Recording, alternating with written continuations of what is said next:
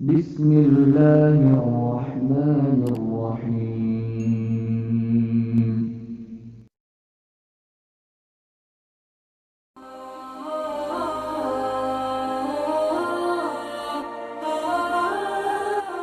Assalamualaikum warahmatullahi wabarakatuh.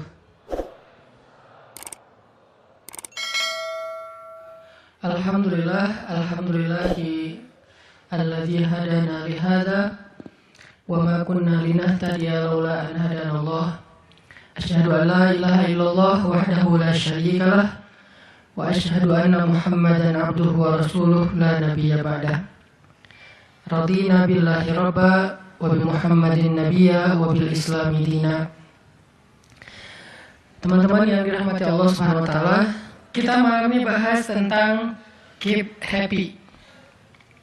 Gimana caranya biar kita selalu tenang menghadapi masalah, biar tenang ketika kita tahu nilai kita kayaknya anjlok, biar tenang pas kita tahu judul kita ditolak, lamaran juga sama di hari yang sama lagi tuh. Pagi judul ditolak, malam lamaran ditolak. Selama Allah gak nolak kita kan masih aman nih, karena apa yang di sisi Allah lebih baik. Gimana caranya kita biar nggak panikan ketika ada masalah? Walaupun sedih, itu fitrah manusia sedih. Cuman ada yang sedihnya wajar, ada yang sedihnya sampai berlarut-larut atau putus asa. Bentuk keputusasanya macam-macam. Ada yang putus asa dengan bunuh diri, loncat dari jembatan, ternyata nggak meninggal, gagal bunuh diri gitu kan. Ada yang putus asanya dengan cara ngelakuin perbuatan dosa, kayak mencuri atau udahlah saya mah nggak mau peduli lagi dengan hal-hal yang penting saya ambil aja semua proyek gitu. Nah, ini putus asa. Ada yang putus asa dengan nggak mau lagi bertaubat. Dia ngerasa, aduh kayaknya saya nggak pernah nasuhan nih taubatnya. Taubat, ulangi lagi, taubat, ulangi lagi. Kenapa kita berputus asa minta ampun ke Allah, padahal Allah nggak pernah putus asa mengampuni kita? Kan aneh nih. Allah tuh nggak pernah putus asa mengampuni kita, nggak pernah bosan menerima taubat kita. Allah nggak pernah bilang, lo datang ntar pasti besok buat lagi, enggak. Padahal Allah maha tahu kita mungkin besok masih ngelakuin dosa yang sama. Asal kita datang, Allah langsung terima. Seolah-olah Allah tuh kayak husnuzon banget sama kita, walaupun pastinya Allah tahu tentang apa yang akan kita lakukan di masa yang akan datang. Ini artinya kenapa seseorang jadi putus asa, jadi berhenti untuk mencoba, jadi tidak lagi berharap apa-apa, jadi pesimis, jadi tidak survive dalam masalah, jadi penuh khawatir menghadapi hidup. Ada masalah dikit kayaknya udah kiamat dunia, padahal kuota habis doang nih. Langsung, aduh kuota habis jam 11 malam. Biasanya kan jam 11 itu jam chatting tuh sampai jam 1. Atau jam 11 malam kuota habis, padahal tadinya pengen ngebangunin dia. Iya dia gitu kan. Jam 2. Gampang, pakai aja kuota doa. Ya Allah bangunkanlah dia, tiba-tiba dia tetap bangun. Dia bangunin kita akhirnya. Ini bisa aja terjadi. Yang jelas, gimana sih cara biar kita keep happy, tetap bahagia walaupun gak bisa jalan-jalan jauh. Tadinya pengen jalan sama teman-teman, ternyata duitnya gak cukup. Kita lihat teman-teman kerjanya traveling aja, ke Lombok, ke Batu Karas, kerjanya keliling aja. Dan kita, aduh pengen juga ngeliat pantai misalnya, ke gunung, touring sama teman-teman, ternyata. Tapi saya nggak punya motor, saya nggak punya uang, saya nggak punya waktu dan seterusnya. Bisa nggak kita tetap bahagia seperti mereka, walaupun nggak ngerasain pengalaman-pengalaman asik seperti yang mereka rasain? Gimana caranya biar ketika kita sujud itu sama nyamannya dengan ketika kita tidur di atas pangkuan istri? Belum ya? Gak tahu sih rasanya. Pokoknya itu keren banget loh. Salah satu yang bikin saya kalau gak bisa tidur itu tipsnya adalah tidur di atas pangkuan istri, langsung tidur. Cuma masalahnya susah bangun. Ini nih, gimana caranya kalau kita sujud rasanya senyaman itu? Gimana caranya? Bukankah kita selama ini mungkin, kita atau saya pas sujud pengen cepat bangun? Gimana caranya sujud nggak bangun-bangun? Pas kita sujud, aduh pengen lama gitu sujudnya teh, terutama kalau sholat sendiri. Kalau sholat jamaah memang nggak boleh. Kenapa? Karena hajat orang beda-beda. Nabi kalau sholat jamaah mah standar-standar aja. Tapi giliran sholat sendiri itu sampai orang kewalahan ngikutin Nabi. Dan itu bukan cuma Nabi, sahabat juga kayak gitu. Siti Aisyah, istri Nabi itu. Siti Aisyah itu pernah sholat duha kurang lebih 4 jam. Itu cuma baca 1 ayat doang loh. Famanallahu alaina wa waqana adzabas samum. Dia baca sendiri, agak keras karena dia di dalam rumah sendiri. Lewat seorang sahabat lewatin rumah Aisyah mau ke pasar, mendengar oh Aisyah lagi sholat. Famanallahu alaina wa waqana adzabas samum. Nangis. Akhirnya sahabat ini pergi ke pasar. Dia belanja segala macam, balik lewat lagi rumah Aisyah. Setelah kurang lebih 2 jam, pas dia lewat lagi rumah Aisyah, dia masih mendengar Aisyah membaca kalimat Famanallahu alaina wa waqana adzabas samum. Nangis lagi. Jadi 1 rakaat dengan 1 ayat itu bisa 2 jam, 3 jam yang dilakukan oleh para sahabat. Kenapa kok betah banget? Sama kayak kita betah banget nonton film, dan betah banget dengerin musik kesukaan kita, diulang-ulang lagu yang sama kan ya. Mungkin 1 lagu itu durasinya sebutlah 2,5 menit, 2,5 menit. Tapi diulang-ulang bisa sampai setengah jam mendengar lagu yang sama, bukan 1 album, 1 lagu. Kenapa kita betah? Nah, gimana caranya kita juga dapat kebetahan kayak gitu ketika dengerin bacaan Al-Quran, ketika kita membaca Al-Quran sendiri, ketika kita sholat. Sampai ada istri Nabi sholat sambil ngikat badannya di dinding. Jadi dia bikin tali ke dinding gitu, terus dia ikat badannya, sehingga kalau dia udah gak kuat lagi, dia bersandar dengan ikatan tali di badannya, saking lamanya berdiri sholat. Coba bayangin, berarti kan semalaman tuh. Kalau udah gak kuat, dia berdiri itu sambil badannya keikat di tali. Dan Nabi melihat itu menangis karena melihat kesungguh-sungguhan para sahabat dan sahabiat dalam beribadah kepada Allah. Dan itu bukan paksaan siapapun. Nabi gak pernah maksa kayak gitu. Mereka sendiri berinisiatif. Jadi tutorialnya dibikin sendiri gitu. Saya sholat kalau malam-malam kayak gini jadi agak gak kuat. Atau saya lagi sakit nih, lagi lemas nih, lagi kurang makan. Ya udah deh, agar tetap bisa berdiri, dia ikat tali, dia ikat ke badannya, terus berdirinya kayak orang-orang setengah sadar gitu. Nah, ini menunjukkan ada kenikmatan yang luar biasa yang mereka dapetin ketika mereka dekat dengan Allah Subhanahu wa taala. Gimana sih caranya biar kita bisa kayak gitu? Gimana caranya kita entertain kita itu adalah zikrullah. Boleh-boleh aja kita entertainnya nonton film, dengerin musik-musik yang positif. Entertain kita mungkin chatting, entertain kita mungkin update status, entertain kita mungkin kepoin mantan misalnya. Boleh-boleh aja selama masih wajar. Tapi bisa nggak entertain kita yang lain itu zikrullah? Dengan mengingat Allah kita jadi terhibur gitu kan. Itu entertain luar biasa pahalanya. Gimana caranya? Ini yang kita pengen belajar malam ini, sehingga kita bisa tetap happy walaupun dalam keadaan tadi akhir bulan, dalam keadaan habis diputusin, dalam keadaan ditolak, dalam keadaan bingung, galau, segala macam termasuk habis pulsa. Tetap bisa happy. Pas telepon, pulsa Anda tidak mencukupi. Masya Allah, gitu. Senyum gitu ya. Bukan, mana nih apa panik, biasa aja.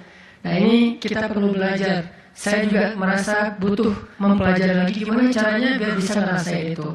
Dan nasihatnya bukan dari saya, karena saya juga masih belajar, belum istiqomah amat nih.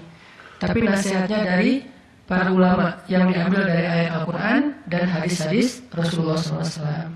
Nah, sebelumnya coba kita perhatiin dulu kisah tentang ketenangan dengan mengingat Allah tuh kayak gimana. Salah satunya ada di surat At-Taubah yang terkenal.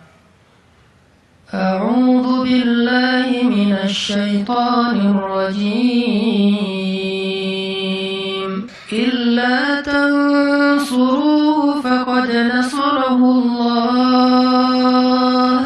إذ أخرجه الذين كفروا ثاني اثنين إذ هما في الغار إذ يقول لصاحبه لا تحزن إن الله معنا فأنزل الله سكينته عليه وأيده بجنود لم تروها وجعل كلمة الذين كفروا السفلى وكلمة الله هي العليا والله عزيز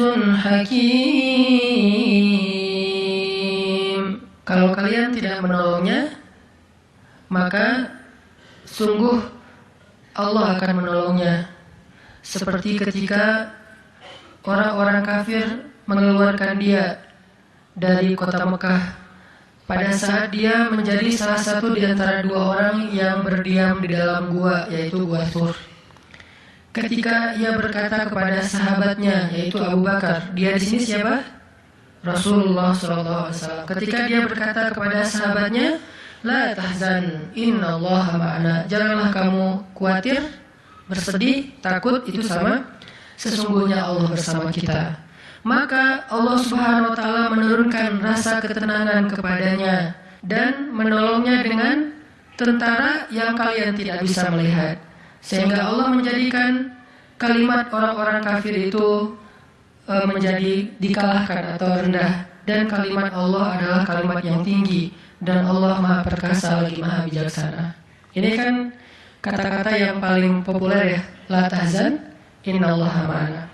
Tips pertama kalau kita pengen bisa lebih tetap tenang, happy ketika kita dalam tekanan adalah kita tuh memang harus punya sahabat yang selalu mengingatkan kita kepada Allah Subhanahu wa Ta'ala.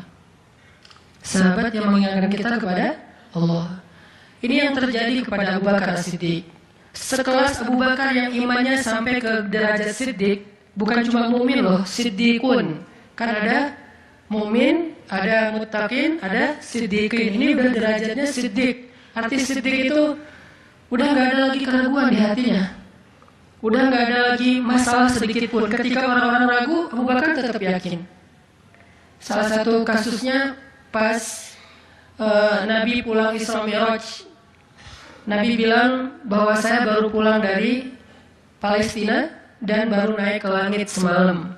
Diberitakan ini kepada orang-orang kafir Quraisy, tapi orang-orang kafir Quraisy nggak percaya.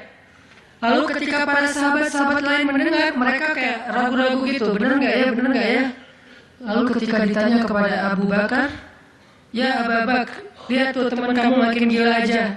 Emangnya kenapa, kata Abu Bakar? Dia ngaku-ngaku baru pulang dari Madinah, dari Palestina. Dia ngaku-ngaku baru pulang dari langit, katanya Isra dan Mi'raj semalaman dalam waktu 1 malam. Lalu Abu Bakar bertanya, siapa yang bicara kayak gitu? Dia atau kalian?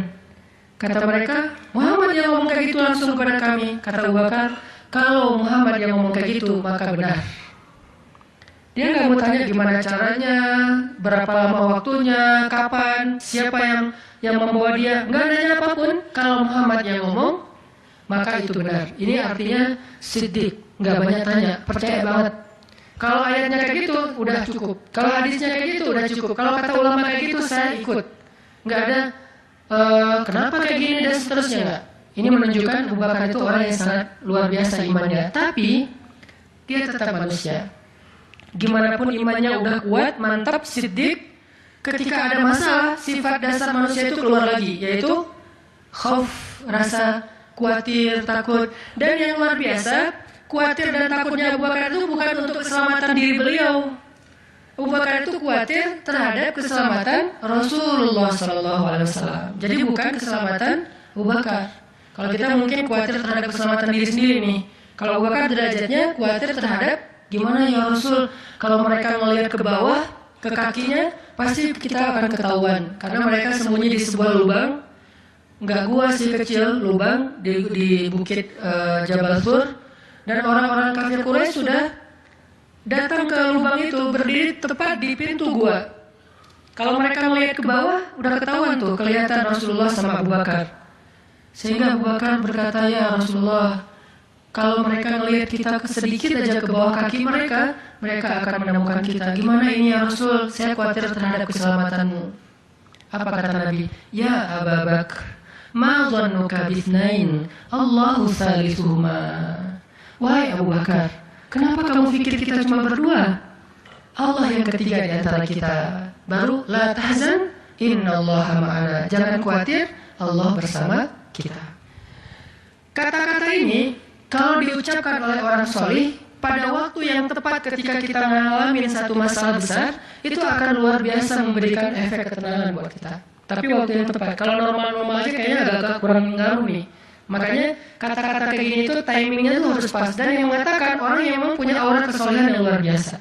Sekelas Rasulullah kurang apa?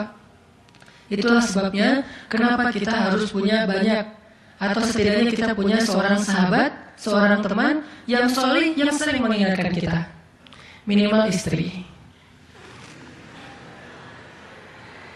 Kenapa? Karena kalau kita galau dalam urusan kerjaan, nanti pas kita pulang ke rumah, yang akan bilang la tahzan innallaha ma'ana adalah pasangan kita, dengan nada yang lembut, dengan senyum yang khas, dengan dekapan yang mungkin penuh kasih sayang, itu benar-benar bisa bikin kita tenang.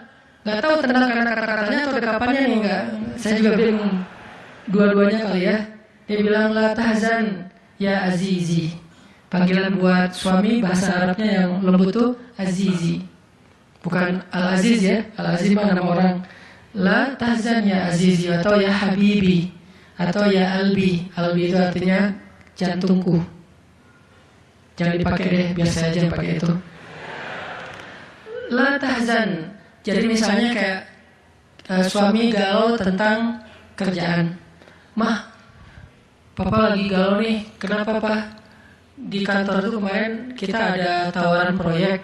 Cuman proyeknya kayaknya cara untuk ngedapetin proyek itu cara-caranya itu agak-agak kurang baik gitu. Ada suap segala macam. Tapi itu proyek untung besar loh Mah. Nah kalau kita nggak suap, kita nggak akan dapat proyek itu. Ini gimana nih Mah? Diambil nggak? Kan galau nih, udah istiqoroh belum mantap nih hatinya. Istrinya yang bilang, Papa, Allah yang kasih kita rezeki. Kalau Papa ninggalin sesuatu karena Allah, Allah akan ganti dengan yang lebih baik. Pasti dari booster ya Mah. Nyontek gitu ya. Nah, kalau dia ngomong kayak gitu kan jadi mantap nih. Kayak saya juga pernah ngerasain lagi kayak sedih gitu, lagi galau karena satu urusan. Istri mengatakan, udah serahin aja sama Allah. Kan jadi mantap kan hatinya. Hal-hal yang kayak gini nih. Kalau belum punya pasangan, teman. Sehingga Nabi mengatakan, Al-mar'u ala dini khalilih. Seseorang itu bergantung loh kepada tingkat kesolehan temannya. Kalau temannya soleh, insya Allah dia akan terjaga oleh teman itu ketika dinasihati, diingatkan. Saya aja ngerasa banget ya kayak gitu. Ada masa-masa ketika saya kayak futur. Futur itu teman-teman artinya lagi lemah imannya. Mungkin banyak lalai, banyak main, sedikit manfaat. Walaupun ada juga banyak main, banyak manfaat. Itu mah tagline entah siapa akunnya gitu. Lagi futur nih ya, lagi futur. Lemah, ngerasa bangun tahajud kayak susah gitu. Ke masjid malas, zikir gak khusyuk, tilawah Al-Quran gampang ngantuk. Jalan sama seorang teman saya yang dia bukan ustaz sama sekali. Bahkan dia ngakunya belajar ke saya. Gak tahu benar apa enggak. Yang sejatinya mungkin saya belajar ke dia. Lagi jalan, setelin tilawah Al-Quran. Yang baca saya lagi tuh. CD tilawah Al-Quran saya. Saya kan gak pernah mendengar CD sendiri. Pas diputarin itu siapa? Lah itu ustaz. Oh ya. Baca surat Al-Mulk. Tabarakalladzi biyadihil mulku wa huwa ala kulli syai'in qadir. Pas sampai di ayat-ayat tentang Jahannam, tentang neraka, tentang walaqad zayyana sama ad-dunya bimasabih dan seterusnya, dia nangis. Dia nyetir nih, dia nangis. Saya ketika melihat dia nangis, saya dapat hidayah. Jadi saya dapat hidayah bukan hanya dengan mendengar bacaan itu, tetapi karena dikondisikan oleh seorang teman, saya merasa, Masya Allah ya, dia yang dengerin bacaan saya bisa nangis. Saya dengerin diri saya sendiri, nggak nangis. Kan ada masalah nih. Akhirnya saya jadi insaf itu kemudian istighfar, astagfirullah, saya kayak ada masalah nih. Mulai belajar dari dia, Pak, gimana sih kok bisa kayak gitu? Ustaz kan lebih tahu ilmunya mungkin, tapi kalau pengalamannya Bapak pasti lebih tahu. Rahasianya apa? Ternyata rahasianya emang dia orang yang nggak pernah dengar yang lain selain mendengar bacaan Al-Quran. Jadi buat dia bacaan Al-Quran itu benar-benar entertain buat dia. Oh, berarti kita harus lebih banyakin lagi dengerin Al-Quran. Kalau kita dengar musik sekali, berarti dengar Qurannya 3 kali harusnya, baru masih agak-agak proporsional nih. Sehingga gampang kesentuh, hatinya itu mudah.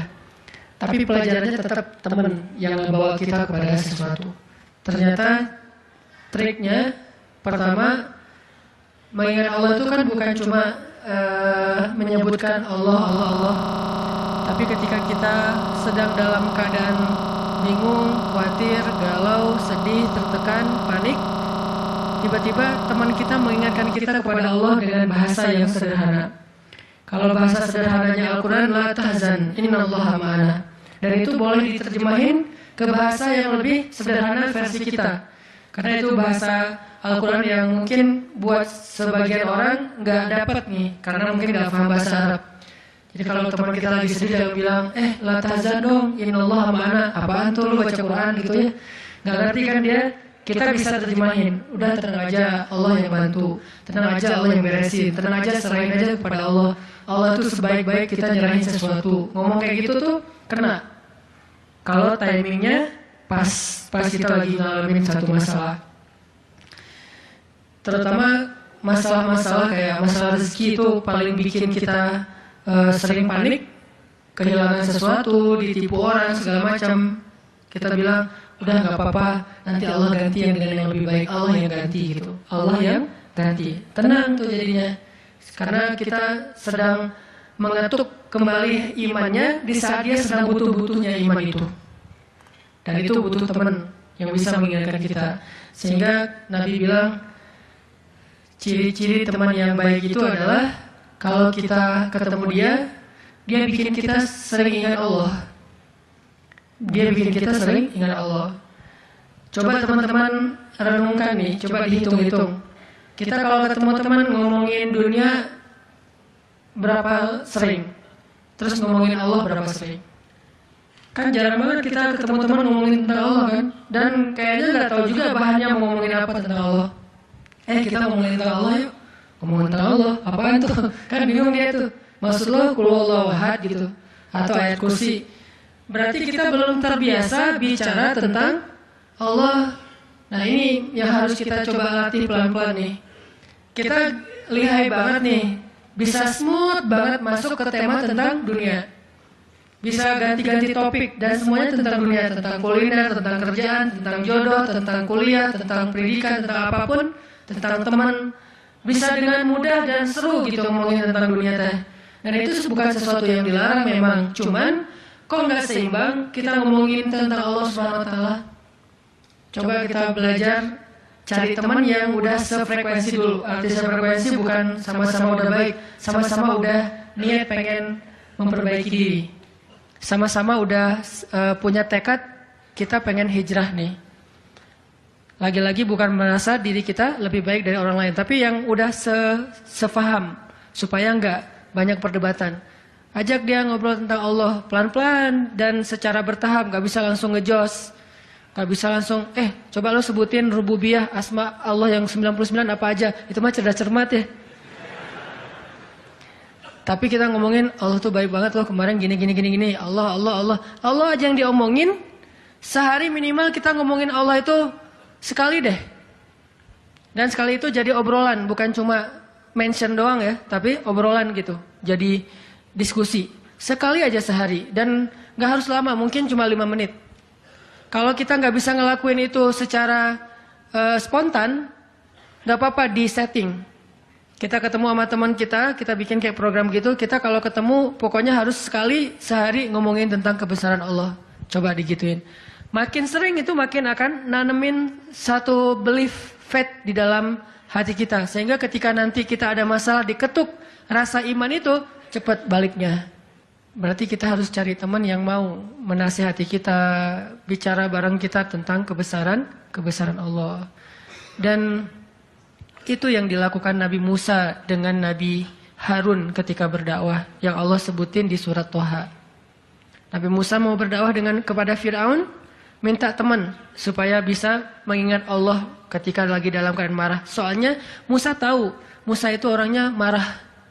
Kalau udah marah ngeri. Harun orangnya kalem, woles. Sehingga butuh seseorang yang bisa menahan amarah dan emosinya Musa. Sehingga kata Musa, ya Allah beri saya seorang teman yang bisa mendampingi saya dalam dakwah, yaitu Harun. Kay nusabbihaka katsira wa nadhkuraka katsira. Supaya kami sering bisa mengingat engkau. Artinya kalau Musa sendiri marah, lupa sama Allah. Tapi kalau ada Harun, Musa istighfar, astagfirullahaladzim. Gitu. Begitu juga Nabi kecil. Ada 2 orang Nabi kecil sepupuan. Siapa dia? Isa dan Yahya. Nabi Isa dengan Nabi Yahya. Anak kecil 2 orang nih. Dua-duanya keren. Dua-duanya soleh. Dua-duanya ganteng. Dua-duanya idola. Selebgram lah di masanya. Pokoknya luar biasa nih 2 orang. Cowok. Anak usia, kalau nggak salah Yahya waktu itu umurnya udah sekitar 10 tahun. Isa baru lahir, berarti beda 10 tahun. Pas mereka ABG, beda 10 tahun tapi nyambung ngobrolnya. Pas mereka jalan kemana-mana berdua tuh, yang satu orangnya gampang tersentuh, nangis, yaitu Yahya. Yang satu lagi orangnya tegas, yaitu Isa. Sehingga kalau Isa lagi marah, Yahya yang mengingatkan, Isa tenang. Akhirnya tenang. Pas Yahya terlalu kayak baper gitu, aduh kasihan. Yahya itu kan orangnya kasihan, gampang kasihan, sehingga jadi agak-agak kurang tegas. Kata Isa, nggak bisa gitu dong. Akhirnya diingatkan. Nah ini pentingnya teman. Nabi aja butuh teman. Kalau kita mau kepo dikit nih, kenapa sih Rasulullah memilih Abu Bakar untuk nemenin hijrah? Kenapa nggak Umar gitu, supaya aman? Hijrah bareng Umar, siapa yang berani ngejar coba? Umar berdiri depan Ka'bah. Ya ayuhan nas, ya ma'syara Quraisy. Wahai manusia, wahai orang Quraisy, fa'lamu anni muhajir. Ketahuilah saya pengen hijrah, kata Umar. Siapa yang pengen istrinya jadi janda, anaknya jadi yatim, tunggu saya di balik bukit itu. Ada yang berani? Diam semuanya. Coba Rasul kalau hijrah bareng Umar, enak kan? Wahai orang-orang Quraisy, wahai manusia, saya sama Rasul nih mau hijrah. Siapa yang berani nunggu saya di balik bukit itu? Kalau enggak dia akan hilang kepalanya. Enggak ada yang berani kan? Kenapa Rasulullah milih orang yang lemah seperti Abu Bakar? Udah kurus, lemah, dan kaumnya kabilah yang lemah. Bani Taim. Bani Taim itu lemah kabilahnya. Enggak seperti kabilahnya Umar bin Khattab. Kenapa bukan Umar? Kenapa bukan Hamzah? Hamzah itu pemanahnya para sahabat. Pemanahnya orang-orang Mekah. Dan juga enggak ada yang berani sama Hamzah. Hamzah mukul Abu Jahal di depan orang banyak, enggak ada yang berani balas. Ketika Abu Jahal mukulin Rasul lagi sholat depan Ka'bah, Nabi lagi sholat digebukin sama Abu Jahal. Dibelain sama Abu Bakar ikut digebukin. Akhirnya wajah Abu Bakar itu nggak dikenali lagi, saking babak belur. Itu digebukin sama Abu Jahal dan teman-temannya. Ketika Hamzah dengar berita itu, langsung Hamzah pergi ke tempat orang-orang ngumpul, dicari mana Abu Jahal, dipukulin sama Hamzah sekuat-kuatnya sampai berdarah-darah Abu Jahal. Tapi orang Quraisy nggak ada yang berani balas, saking terpandangnya Hamzah. Kenapa nggak dengan Hamzah, pamannya sendiri? Atau kenapa nggak dengan Utsman gitu, yang kaya raya, yang bisa memberikan fasilitas VIP untuk Rasulullah, naik mobilnya Alphard gitu, nyaman hijrah. Kenapa Abu Bakar yang udah jatuh miskin, fisiknya lemah, kabilahnya tidak dipandang? Kenapa? Karena Abu Bakar itu yang paling solih di antara semua sahabat. Jadi pilihannya kesolihan, bukan kekuatan fisik. Kenapa? Kesolihan itu bisa menutupi kekuatan fisik yang kurang. Kenapa? Allah yang maha kuat. Kesolihan bisa menutupi kurangnya harta. Allah yang maha kaya. Kesolihan bisa menutupi kekurangan dari dukungan kabilah. Allah lebih banyak lagi dukungan dari langit dan bumi. Yang dicari oleh Rasulullah itu adalah teman yang soleh. Ya Abu Bakar, temani saya hijrah. Siap ya Rasulullah. Hasilnya apa? Dikejar-kejar sama orang Quraisy karena mereka nggak takut dengan Abu Bakar. Tapi ketika mereka mau ketemu dengan Rasulullah dan Abu Bakar di dalam gua, Allah palingkan wajah mereka dari melihat ke bawah kaki mereka. Allah punya banyak cara.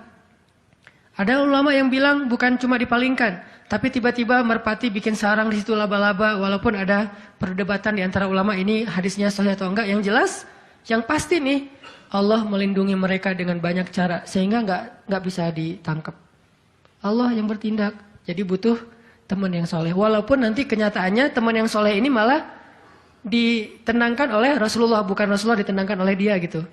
Kan nyari teman yang soleh biar bisa menenangkan nih. Ternyata pas ada masalah, Rasul gimana? La tahzan, innallaha ma'ana, tenang, udah beres. Bisa nggak kita coba latihan ini? Kalau kita berteman dengan seseorang, niat kita pengen saling mengingatkan. Wa tawasau bil haq, yaitu mengingatkan tentang Allah. Wa tawasau bis shab. Itu kayak gitu tuh ayatnya. Pertama hak dulu, kedua sabar. Kalau nasihatnya udah benar, insya Allah sabar.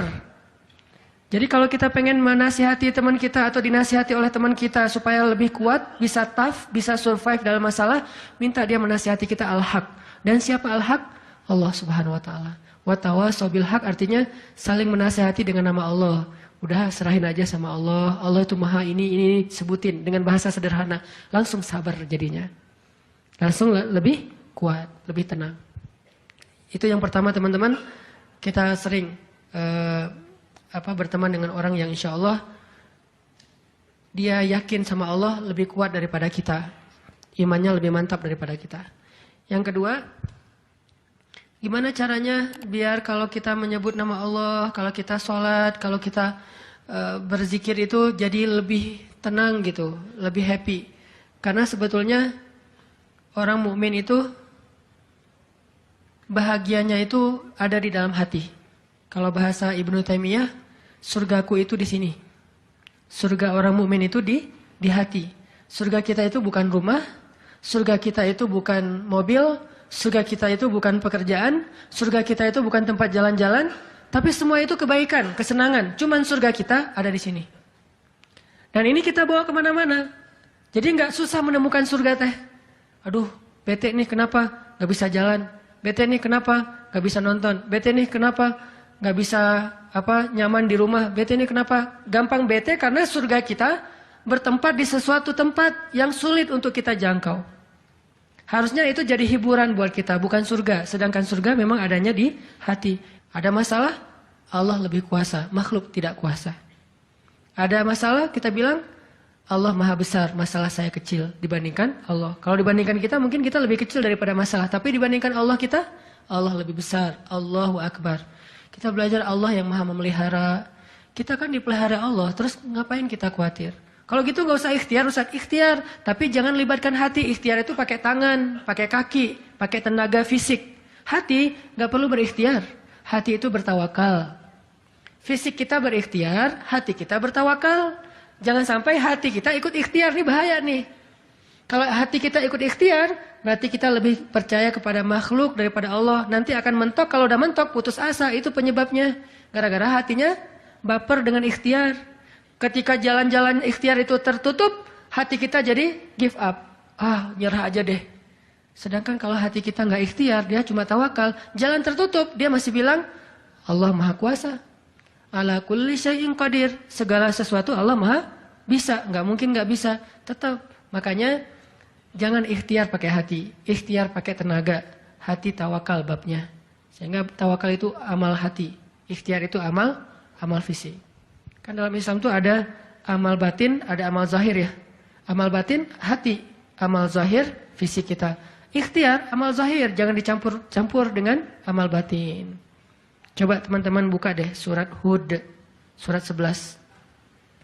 Kalau ragu tentang rezeki baca nih ayat nih. Surat 11, surat Hud ayat 6. Wa ma min dabbatin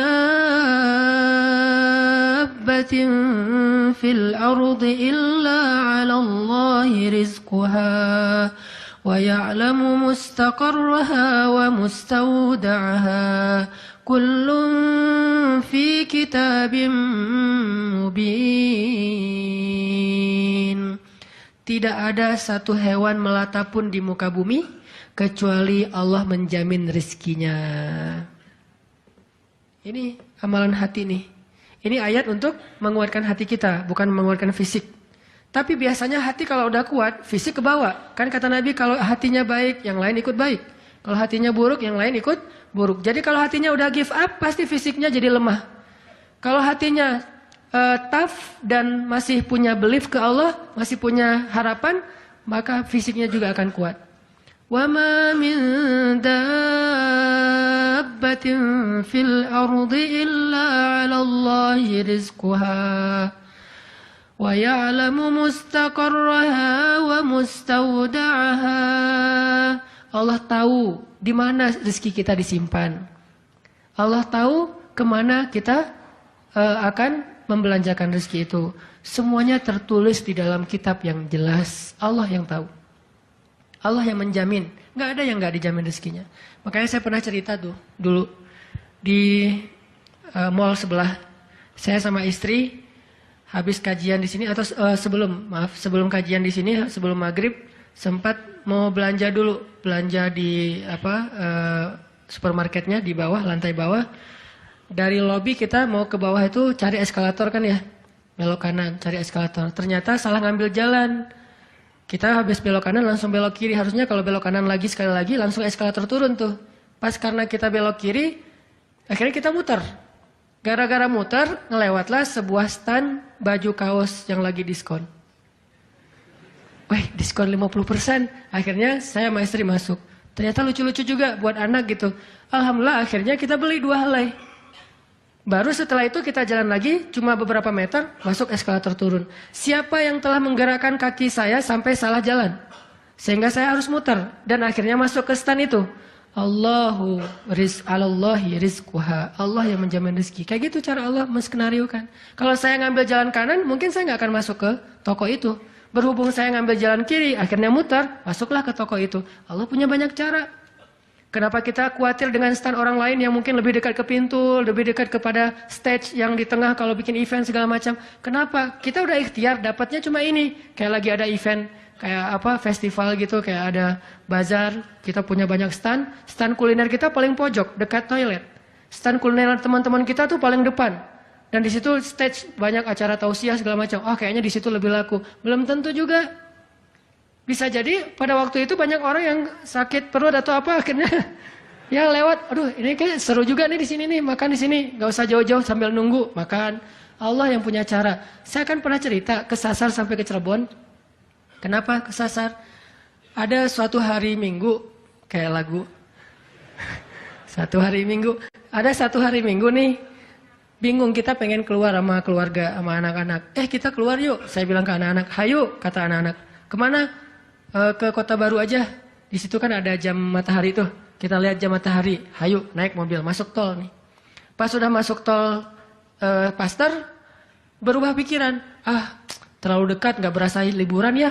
Ya, terus mau kemana? Ke Jakarta aja yuk, ke Ancol. Ada pantainya. Oh, ayo ke Dufan. Jalan, akhirnya nggak jadi belok pada larang, lurus. Niatnya ke Ancol. Sebelum Cikampek, berubah lagi pikiran. Ancol mah pantainya gitu-gitu aja ya, udah pernah ya. Terus gimana dong, cari pantai baru deh yang di daerah Indramayu, Cirebon gitu. Siapa tahu ada yang lebih bagus, yang masih virgin. Boleh, keluarlah Cikampek. Waktu itu belum ada tol Cipali ya, keluar Cikampek. Akhirnya nyisir, Subang, Indramayu, nggak dapat pantai yang kita nyaman nih. Berhenti sebentar, nggak nyaman, ini banyak sampah. Akhirnya jalan lagi, sampai dari pagi keluar asar makan empal gentong di Cirebon. Siapa yang mendatangkan saya ke warung empal gentong itu?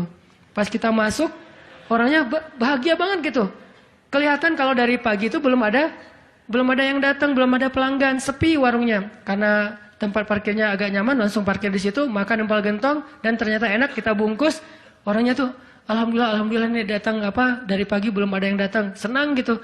Dan saya bilang, Pak, tahu nggak saya dari mana? Dari mana? Dari Bandung. Mau kemana emang? Nggak kemana-mana. Muter. Jadi kita dari Bandung cuma pengen makan empal gentong di Cirebon ujung-ujungnya. Pulang sampai ke Bandung jam 10 malam, macet lagi tuh di Sumedang karena ada perbaikan jalan. Cuma pengen makan empal gentong, ngasih rezeki ke orang di Cirebon, kayak gitu banget tuh caranya tuh, coba lihat cara Allah. Oh, yakin nih sama Allah. Allah bisa banget ngedatangin. Kalau ini terjadi kepada orang lain, berarti kalau saya cari rezeki bisa juga caranya kayak gitu. Allah kan punya banyak cara. Cuman kadang-kadang atau seringnya kita nggak tahu cara itu, tahu hasilnya doang nih. Tiba-tiba dapat. Sesederhana itu kita berpikir, akhirnya sesederhana itulah syukur kita ke Allah. Kalau kita tahu gimana rumitnya rezeki itu datang ke kita akan syukurnya lebih pasti tuh. Masya Allah ya, Allah ngedatangin rezeki ke saya tuh gitu-gitu amat, sampai ada orang yang kesasar sekeluarga, bingung gitu. Tapi kan dia, kalau saya nggak cerita dia nggak akan tahu. Dia pikir cuma orang yang memang tinggal di Cirebon atau emang lagi jalan lewat kebetulan mampir. Artinya karena dia nggak tahu prosesnya, rasa syukurnya juga sederhana. Sama kayak kita nggak mensyukuri masakan istri kita kalau yang udah punya. Istri itu masak tuh rempong loh dari pagi, wah sampai apa ganti lagi. Kita nggak tahu ya, mungkin istri kita baru belajar masak, gagal 2 kali loh. Itu yang ketiga tuh, nggak enak pula. Udah gagal 2 kali. Dan kita pikir cuma masak sayur gini doang mah, sayur bening mah gampang. Kita kan nggak tahu prosesnya, sehingga apresiasi kita juga ya segitu-gitu aja. Kalau kita tahu prosesnya, walaupun cuma sayur bening sama telur ceplok, kita akan peluk istri kita, mah makasih banyak ya, mama udah berkorban banget buat papa, mah hari ini makanan terenak sepanjang hidup papa loh mah. Kenapa ngomong gitu? Karena tahu prosesnya. Gitu juga kita ke Allah. Karena kita nggak tahu proses rezeki itu Allah setting sampai datang ke kantong kita. Kita kayak ya alhamdulillah gitu doang. Tapi kalau kita tahu masya Allah ya Allah alhamdulillah atas semua nikmat yang kau berikan, puji-puji Allah. Artinya teman-teman kalau galau tentang rezeki dari Allah, tentang pekerjaan, tentang kuliah segala macam, termasuk tentang jodoh, coba baca ayat 6. Semua Allah yang jamin. Ini bab hati ya, lagi-lagi bab hati. Ikhtiar mah jalan aja terus, tapi hati Allahi rizquha, Allah yang menjamin. Itu baru jadi tenang nih mengingat Allah, tetap happy gimana-gimana juga. Dan ini ditaraddud, diulang-ulang. Coba diulang-ulang nih ayat nih. Jadikan salah satu ayat favorit. Kalau kita lagi galau, langsung baca ayat ini berulang-ulang sendiri kalau bisa. Baca dulu terjemahannya, hafal. Kalau udah hafal terjemahannya, tinggal baca ayatnya berulang-ulang. Sebelum tidur mungkin, kalau yang paling tenang. Kalau khawatir nggak bangun tahajud, ya udah sebelum tidur baca. Wa ma min dabbatin fil ardi illa 'alallahi rizquha. Diulang. Itu beda banget loh rasanya. Belajar untuk mentafakuri kebesaran Allah, sehingga kalau kita nanti ada masalah, mengingat Allah lebih mantap.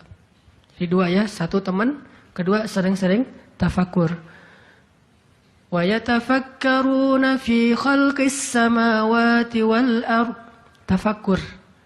Dan sebetulnya teman-teman ya, kalau kita mau lebih persis nih, sholat duha itu ya, emang sholat tafakur sebetulnya. Dulu para sahabat atau para anbiya, sholat duha itu di tempat terbuka. Di bukit, di kebun gitu. Sholat duha itu di tempat-tempat alam terbuka. Jadi benar-benar untuk tafakur alam. Sholat duha itu fungsinya untuk itu sebetulnya. Walaupun boleh banget dilakuin di dalam ruangan, di masjid, di rumah, di kantor. Boleh banget di kampus. Tapi kalau kita ada kesempatan sesekali, coba deh. Sengaja ngapain touring ke atas misalnya, ke Lembang, pengen duha. Dan duduk sendiri, jangan berjamaah. Bukan gak boleh, boleh aja sholat sunnah berjamaah. Cuman kali ini kita pengen menyendiri aja berdoa sama Allah. Duduk, ngomong sama Allah. Ya Allah, jangan biarkan saya berputus harapan kepada Engkau. Jangan biarkan saya berputus asa dari rahmat-Mu. Bimbing hati saya ya Allah, tolong saya dalam masalah ini. Engkau maha kuasa. Siapa lagi yang bisa nolong saya selain Engkau? Ngomong kayak gitu sama Allah. Yang romantis. Yang akrab gitu. Jangan sampai kita ngomong ke Allah tuh kayak orang gak kenal. Cuman copy paste. Rabbana atina fid dunya hasanah fil akhirati hasanah wa qina azabannar. Amin. Udah kayak gak kenal gitu. Ngomong sama Allah itu akrab. Ngomong ya Allah gimana nih. Saya ada masalah kayak gini. Curhat sama Allah. Itu beda loh. Kalau itu kita coba praktekin. Saya yakin. Asal sesuai dengan cara-cara tadi tuh. Sendiri. Alam terbuka. Curhat sama Allah. Ingat kebesaran-kebesaran Allah. Insya Allah. Bizikrillahi tatmainnul qulub. Tenang banget tuh hati. Saya kadang-kadang mempraktekkan itu walaupun nggak di alam terbuka banget, tapi minimal mencoba untuk menyendiri gitu. Rasulullah kan kalau lagi ada masalah sama keluarganya menyendiri di masjid kan, duduk di mihrab berzikir pada Allah, ya Allah, ya Allah, Engkau lah yang maha penyabar, saya tidak sabar. Terus curhat sama Allah, kayak anak pulang curhat sama ibu, gimana rasanya? Kan tenang kan? Kayak kita curhat sama teman, pasti beda. Cuma emang yang paling indah curhat sama ibu atau sama ibunya anak-anak. Itu beda banget tuh. Nah harusnya kita curhatnya ke Allah kayak gitu tuh. Tapi jangan bilang, mah, tapi angkat tangan. Salah, bukan mah, ya Allah gitu. Allah dipanggil mah, jangan. Karena terlalu menjiwai pengen punya ya. Sadaran mah ngebuli wae. Tapi benar loh teman-teman. Saya tuh membuktikan kata Allah setengah agama itu benar. Agama itu rasanya hati kita itu kayak belum sempurna sebelum ada Dia. Jadi gimana pun solehnya tuh kayak nggak kayak ada yang kurang gitu. Apa ya yang kurangnya di hati saya ya? Apa ya? Ternyata namanya belum tertulis, nggak jelas juga namanya siapa gitu. Kalau udah ada itu beda banget. Curhat, ngobrol, jalan, dan kalau dia orangnya soleh, pas lagi galau dia yang langsung mengingatkan kita. Kalau perlu dia yang membangunkan kita. Tahajud berdua yuk. Hayu, tahajud berdua. Jangan panjang-panjang ya baca ayatnya. Ya siap lah. Kalau dia request kan siap ya bacanya jangan panjang-panjang. Kalau teman-teman yang request, kalian mah juga baju hijrah aja udah kayak gitu. Lihat nih gua nih sholat tahajud nih 15 juz. Luar biasa ya. Kalau istri biasanya lebih kasih sayang. Kasihan nih istri saya seharian capek nungguin sambil tidur-tiduran gitu. Nonton TV gitu, capek dia, kasihan seharian nonton TV teh. Itu teman-teman, mudah-mudahan kita bisa ngambil 2 trik tadi, cara biar lebih tenang, happy. Kalau mengingat Allah, 1, memang butuh teman yang mengingatkan kita, bukan kita ingat sendiri. Yang kedua, banyak-banyak membaca, mentafakuri, mikirin tentang Allah itu emang maha kuasa. Salah satu materinya surat Hud ayat 6 tadi tuh. Makin kita yakin sama Allah, begitu kita ingat Allah, itu makin lebih ngaruh ke hati kita. Tapi kalau kita nyebut nama Allah nggak yakin, cuma insya Allah, ya Allah, subhanallah, masya Allah, nggak ngaruh, cuma zikir doang.